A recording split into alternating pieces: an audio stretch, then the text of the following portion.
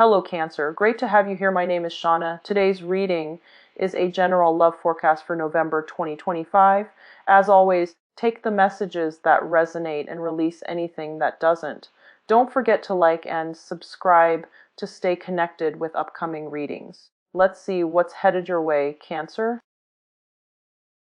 I want to apologize for the delay with this video. I know that it's late and I am sincerely sorry. We had the Thanksgiving holidays in the United States. There was a lot of work and I had to cook and prepare for my family.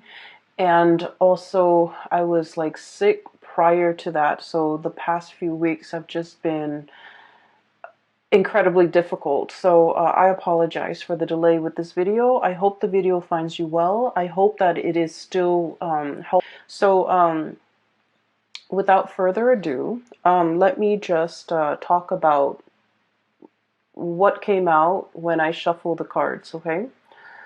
I feel like the theme of this reading is a little bit heavy, okay? And I believe I did Scorpio's reading, so the energy for Scorpio was a little bit heavy, and I feel like for you guys it's a little bit heavy, but it's very different from what would plague a Scorpio, what would bother them. The energy here is different. So let me just relay some of the messages and the images that came out in the pre-shuffle. So first of all, I see this like nighttime park scene, okay? And it's nighttime. There aren't a lot of people. There's no like police patrol cars. There are no like park rangers. So this man, he kind of sneaks out near the water, and then I guess he doesn't have like a fishing license or something. And in the United States, you have to have a fishing license in order to fish in any body of water, okay? So he kind of sneaks around, and then he casts his net into the water. I mean, he casts his line into the water, and then he's hoping to catch something, okay? So that's what he's doing. And he stays there, and he's pretty happy. He's kind of feeling smug that he's getting away with it. And then these joggers came by, these two really attractive female joggers. They came by, and I guess there's like a little, they see him, there's a little bit of flirtation, conversation coming on. And then all I hear is like giggling from the women. And then he kind of tips his baseball hat at them, smiles at them. So there's like flirtation back and forth between him and these two women. And then they continue jogging, and they go off. And he's sort of like looking back at them. And then he's whistling, and then he goes back to fishing. When I saw this image, I feel like this is not you. I feel that you might be dealing with this type of a character where they're kind of opportunistic. You know, just imagine somebody who didn't want to acquire a fishing license, and now he's fishing in a body of water where he doesn't have the rights to fish. So he's purposely, it's like very premeditated. It's like something that it was planned, orchestrated, knowing that it's wrong, knowing that, you know, it's immoral, or knowing that it's against the law, or knowing that, you know, morally that it's wrong, okay? And so I feel like this person that you might be dealing with is a little bit opportunistic. They're opportunistic with the activities that they engage in, and the fact that, you know, he's flirting with these two women. I mean, it takes two, because, you know, the women were flirting with him as well. But what I'm seeing is just somebody that, like, you know, I'll take what I can get. You know, I'll take whatever is handed to me. I'll willingly take it. So I do feel you're dealing with someone who might be a little bit slimy, okay? For some of you, I feel like it might be a relationship partner, honestly. And then for others, it's somebody in your midst that you have a lot of interaction with, or a lot of encounters with, okay? For some of you, like family members who willingly do the wrong things, okay? Just to see what they can get away with. Because I feel like, you know, it's somebody who, in their defense, they don't want to, you know, hurt anybody. Like they're not setting out to like injure someone, make somebody cry, but then I feel like their actions and their activities and the things that they get engaged in are a little bit morally dubious. It's not like they want to hurt anybody, but they themselves, like they have a very shifty sense of morality. Okay, so do be careful with people like this. People who can justify and rationalize why they do bad things. It's not a good energy to be around. Okay, so I feel like you're dealing with someone who can justify or rationalize. And then I do feel, honestly, small minority of you might be your energy where you're willingly engaging in something that you know you shouldn't get engaged in, and you rationalize. So for example, what I do here coming up is, well, she was flirting with so and so, so I'm gonna flirt with whoever's interested in me. Okay, so that's what I'm hearing. Well, he was stealing office supplies, so it's okay for me to take the stapler and bring it home. Things like that. It's like, well, this other person, so and so, is doing it. Why isn't it okay for me to do it? Okay. The thing is, you have to know yourself, and you have to know where your moral compass lies, and you have to, like what other people do should not dictate what you do. Okay. Other people's sense of right and wrong should not affect or dictate your sense of right and wrong. Just because someone is doing it doesn't mean that you should follow suit. So I'm feeling here a situation where morality is very shifty. Some of you could be contemplating some type of getting involved in a situation that might be a little bit sketchy because of some payout, either emotional payout or financial payout. And it's like ethics and morality goes out the window because you're thinking more of the payout. You're thinking about more like, oh, I'll never get caught. I'll never get caught. I'll never get in trouble. I just want you to be careful about that. And then on the other hand, if that's not you and you're dealing with somebody like this, I do see this energy of, I'll never get caught. No one will ever know. If no one knows, and if I don't get caught, it doesn't hurt anybody, right? Like, so that sense of like rationalizing, trying to justify something that you're doing based on the fact that it'll never see the light of day. No one will ever know. It wouldn't really, in the greater scheme of things, hurt anybody. So I just want you to be a little bit aware of that and to be a little bit careful about that. Okay. So your reading, kind of like the Virgo reading, it's kind of split in half. And I'm going to relay the other information in a little bit, okay? First of all, I feel like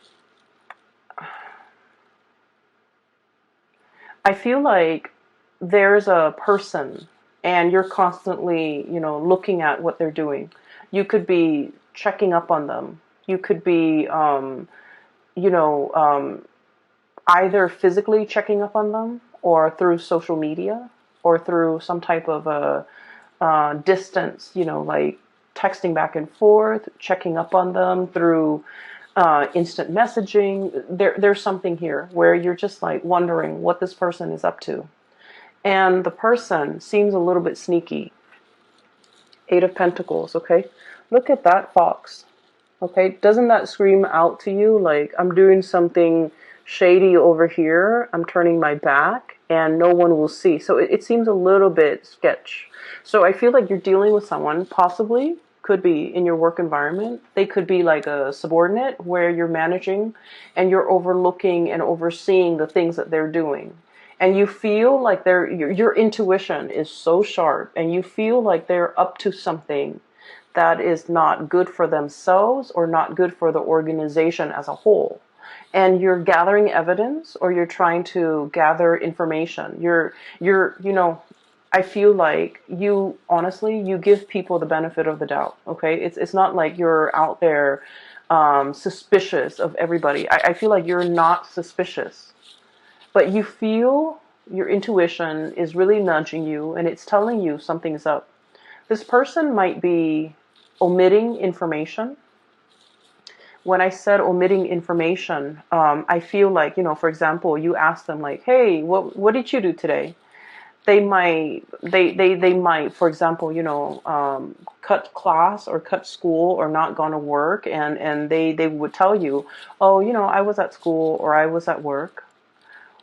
Okay, or they might like omit information. So for example, if they went somewhere there where they're not supposed to, they would like say like, oh yeah, I was at school, which they were, and then, you know, omit the things that they don't want you to know.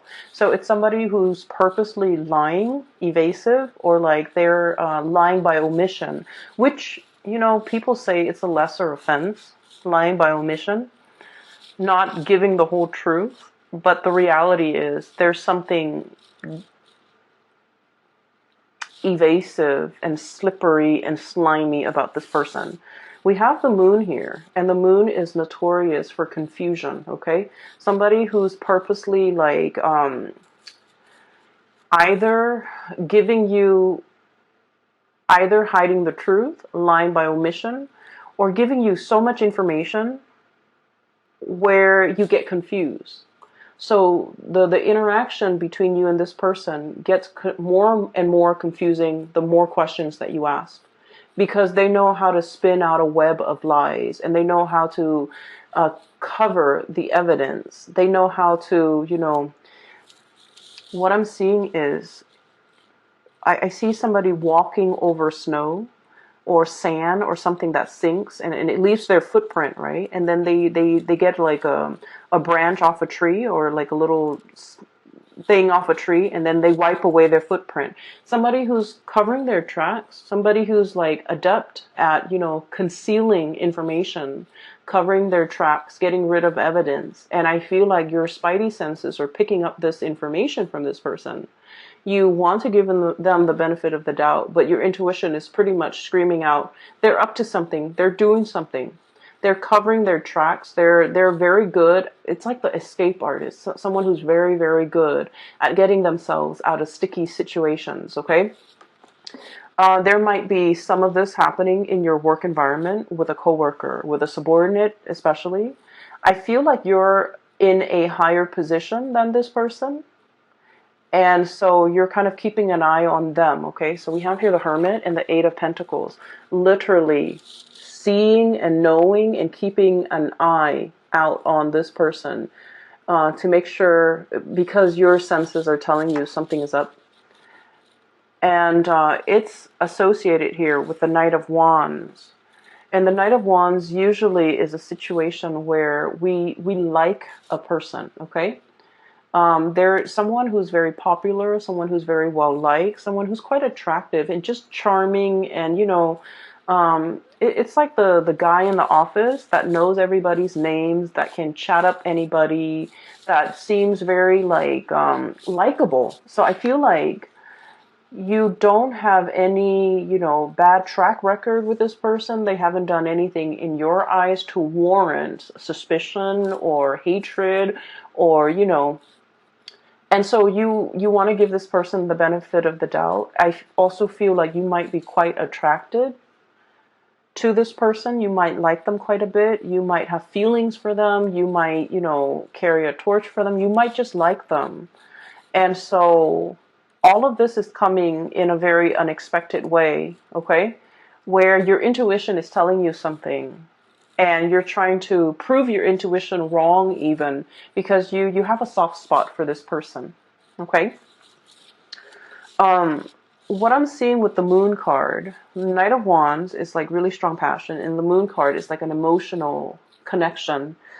For some of you, I feel like you might be in a relationship with this person, and you might sense that they're either withdrawing, they're up to something. They might resort to a lot of like attention seeking, okay? They might be like,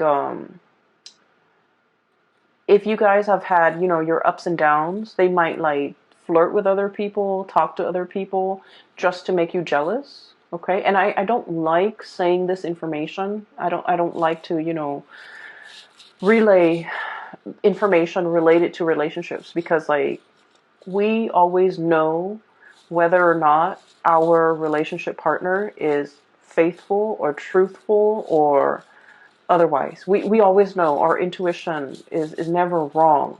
Whether or not we are able to admit that to ourselves, that's another story. But I do feel this is not coming in as news to you guys, because you might have inkling. You might have already had encounters with this person that leads you to believe they are a certain way. So this is not like news. This is not a big revelation. There's no tower here to indicate to me that, oh, I had no idea. Okay, so I feel like I'm giving you information that you already know, that your hunches are already correct about. So I feel like there's somebody who might not be getting enough attention, and they're doing a lot of attention seeking.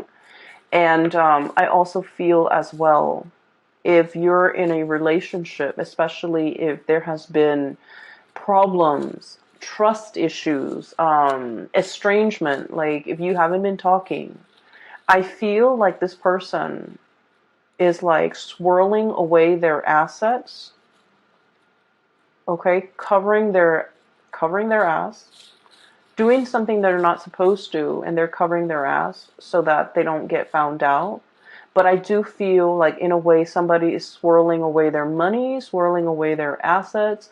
If you are if you have any type of Sagittarius in you, like a strong placement in Sagittarius, even a Sagittarius sun, moon, or rising, you might also want to watch that video, because I did mention swirling away assets. Okay, so there's a situation here where things are very confusing. You want to give somebody the benefit of the doubt, but at the third hour, I feel like you can't ignore the signs anymore. That's what it feels like to me. Okay, so we're moving on here.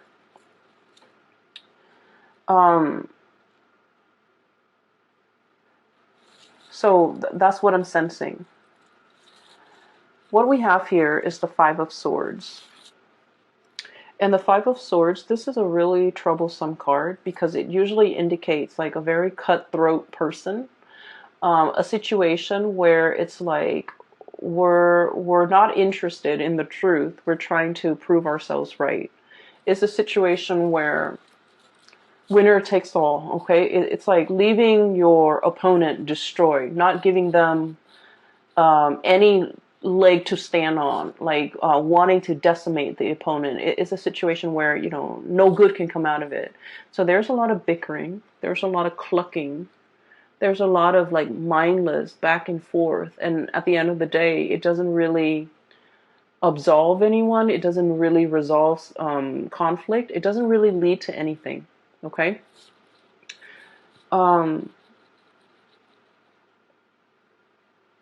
These are, what are they? They're roosters, and roosters have those the sharp spurs on them. So if they ever get into like a fight, they tear each other to shreds. Like there would be blood drawn, right?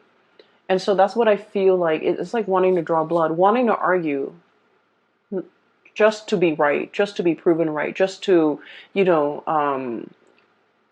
put down the other person. So I feel like there might have been a situation here where there's a lot of conflict, where there's lack of resolution, where the two of you might be estranged or might not want to communicate with each other, because every time you communicate, it leads to conflict. Like there's just like a lot of the times, couples or people can be very civil with one another. We can agree to disagree.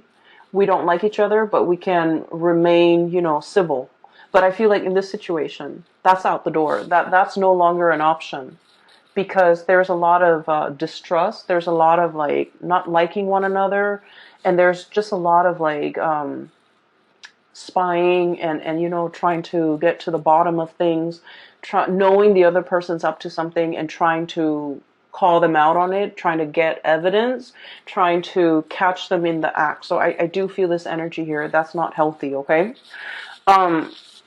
I would say whatever it is that you're looking for, it is going to come out to the surface. Whatever your hunches have been, telling you, whatever your intuition has been warning you about, I feel like there's going to be some truth, some information, some clarity coming to the surface, where you look at the information that's given to you and you're just like, I knew it all along. So once again, this is not something new. This is just confirmation. And it's coming out here, King of Swords, communication, news, information, okay? And the sword energy deals with information. It deals with revelation. And with this big sword, it's like cutting through the confusion, getting straight at the facts. For some of you, there might have been an air sign, Aquarius, Gemini, and Libra, that you might have been in a lot of conflict with. I feel like a part of you really wants to salvage this relationship. A lot of you want to arrive at a truce with this person. A lot of you just want to, smooth things out. Okay, you guys are not like conflict and ego-driven people. You guys are like the lovers of the zodiac, of all the 12 signs. You guys are like the lovers, the peacemaker, the caretaker, the nurturer. And so you don't want to be in a situation where you have to have your guard up, where you're constantly hypervigilant, where you're constantly, operating on adrenaline. You don't like to be in that state. You like peace and harmony with your relationships. And I feel like time and time again, this person, I feel like they're a little bit more conflict driven. I feel like there's somebody here who takes things out of context. It's like, why are you twisting my words? Why are you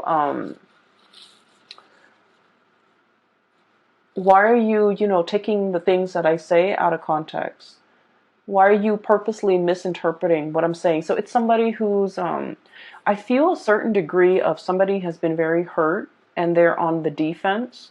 And so whenever the two of you communicate, things can be taken out of context. Things can be misinterpreted purposely and distorted because both parties feel very hurt. Okay, so it's a situation here. I feel like there's going to be some type of information, some type of truth, as well as some healing that can come out of this. We have here the Star. Okay, so I don't feel like it's a situation where it can't be fixed. But in this situation, somebody needs to kind of like step up, be the bigger person, and apologize. Okay? So that's what I'm feeling here. Give me 1 second. I'm just going to see, if it can be salvaged. Is it worth salvaging? Is there still like love and that emotional connection that can be salvaged here?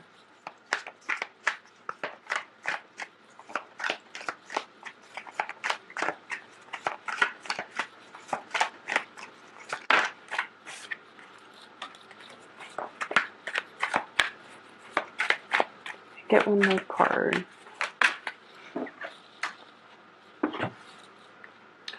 So, if this situation can be healed from, can it be salvaged? Is it worth salvaging? Whether or not there's enough love and that strong emotional connection that can be, I guess, like that still exists in this relationship. Is it worth salvaging? We have here the Temperance card, and the Temperance card indicates to me that something is really like tinkering on the balance. Okay, it's like a situation that needs to be approached with kitty gloves, needs to be kind of like balanced out. And without the temperance, without the patience and the love and the nurturing, I feel like it can go astray. So I do see this might be kind of like a turning point in this relationship. And then we have the Page of Pentacles, which indicates to me that both parties might be putting very little effort in this relationship because they don't see the longevity in it anymore. There might also be a lot of arguments over spending, a lot of arguments over finances, over spending, over you know, who's contributing what in this relationship, okay? There might have been one person who's creating, you know, who's generating the money, and then the other person is like the spender. So I definitely feel a situation where things are not balanced, where finances and talks about finances get very hazy and very fuzzy, where somebody is not forthright and you know, truthful with you as to, you know, how much money they have squared away. And then I also feel with this combination with the Temperance card and the Page of Pentacles card, um, unfortunately, I just keep seeing as if somebody might be flirting, giving their pentacles away, giving their time and their energy elsewhere. Okay? So I need you to just be a little bit careful about that. Once again, this is not news to you. If your hunches, if your intuition has been telling you these things, I feel like you're getting some type of confirmation, because somebody is like, I'm seeing somebody checking their iPhone, and then as soon as other people come by, like it could be anybody, they kind of close out their browser. That's what it feels like to me. Like somebody's doing something they're not supposed to, and there's a lot of excuses. There's a lot of confusion. There's a lot of like it's like outmaneuvering, not being able to corner someone, outmaneuvering someone who's very slippery and sly, and you know, it's not a good energy for you to be in. Okay. Um, what I do see here is I feel like I feel a lot of you you're hanging on to, okay? And let me just shift this way here, because I mentioned that the reading is kind of split up. This is one issue that you're dealing with. Here's another thing that you're dealing with. For those of you who have ever read that book, The Scarlet Letter by Nathaniel Hawthorne, it's like a high school reading type of a book. So basically, it's about this woman, and this is like back in the days. Um, she committed adultery, and she got found out, and she lives in this very small community. And so her punishment at the time was they sew a giant letter A for adultery, and they force her to wear it on her chest so that everyone in the community can see. So it's sort of like, you know, a shaming mechanism to get people to behave the right way. And they did this because they found out she is not married, but she's pregnant. So they put an A on her chest, and she has to walk around with it. And then I think occasionally, every week or so, she has to come to the town square, and then she has to subject herself to like the stocks, the gallows, you know, where you put your head and your hand into this thing, and you're stuck there for a certain amount of time. And then at the end of the day, she goes back home. So it's like a public shaming, or some type of a shaming mechanism. Where was I going with this? Okay, so that's the premise of the story. What I'm seeing is a little bit different, but I do see, and in the book, the letter, it starts to burn. Okay, like it takes on a life of its own. It's something that can, you know, like physically is only a piece of cloth, but over time it becomes like it takes on a life of its own. It becomes very burdensome. Okay, so that's where I'm getting at, because what I'm feeling here is that sense of social pressure, social like it's like the social expectations forcing us to behave a certain way. We don't want to behave that way, but we do it because social obligation, family obligation, things that are expected of us. You know, not wanting to be shamed, not wanting to be ostracized, not wanting to do anything to upset the apple cart, to do anything to kind of like, to not wanting to do anything to set ourselves apart from the crowd, okay? So I feel like there's something here about conformity. doing something because it's expected of you, not because you want to. And then over time, it becomes a very huge burden on you. I have here the Hierophant, which is about, order, tradition, doing things by the book, wanting to, be straight laced. Like the social pressure the social pressure is so prominent that you would do anything to kind of like succumb to it. Okay. And then over time, it becomes here the Ten of Wands, which is a very, very big burden for you to bear. And that's what I was seeing with that Scarlet Letter. It becomes a controlling mechanism.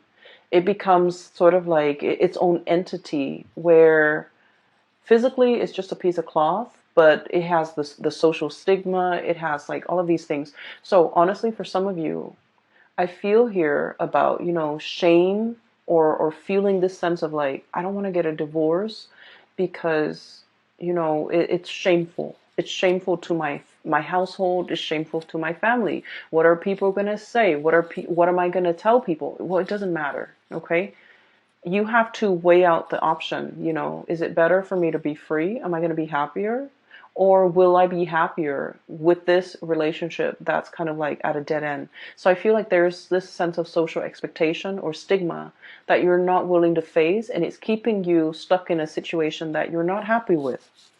And then I also feel like, some of you are thinking about the children, the social stigma with the children. What are they going to tell their friends? What are they going to tell their peers? So like these decisions that you're grappling with, I feel like these are personal choices. These are personal issues that really should not involve anybody else. But I feel like you're not making this decision in a vacuum. You're thinking, expanding further and further. What's my family going to think? What are my friends going to think? What's the greater society going to think? And honestly, their inputs don't really matter, okay, at the end of the day. Because what I always believe is that people are really self-absorbed by nature. If it doesn't really involve them, they don't really give it the time of day, okay? So they might be sad that like, oh, you're getting divorced, what's going on? Tell me about it. And then out of sight, out of mind. Okay. And it has nothing to do with just being, self-centered. It has nothing to do with that.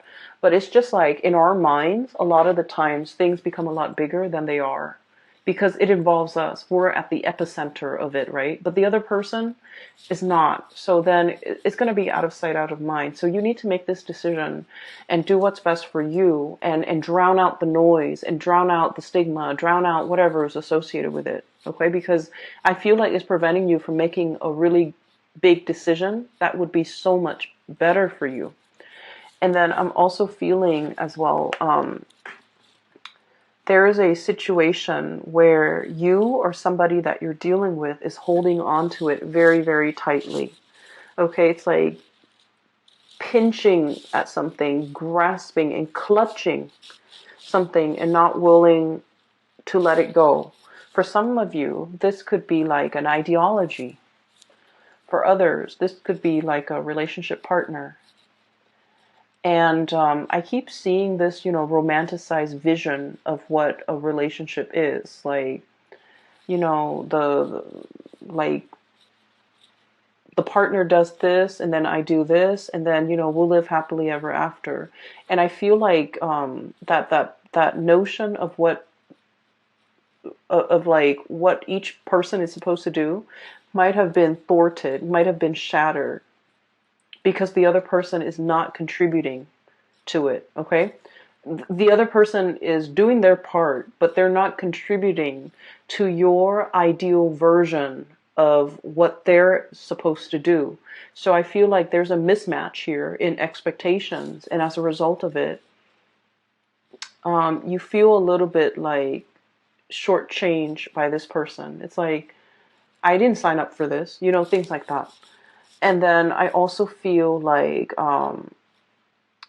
I'm seeing someone who is really, really stubborn, who wants to have their way, who refuses to budge, who refuses to compromise.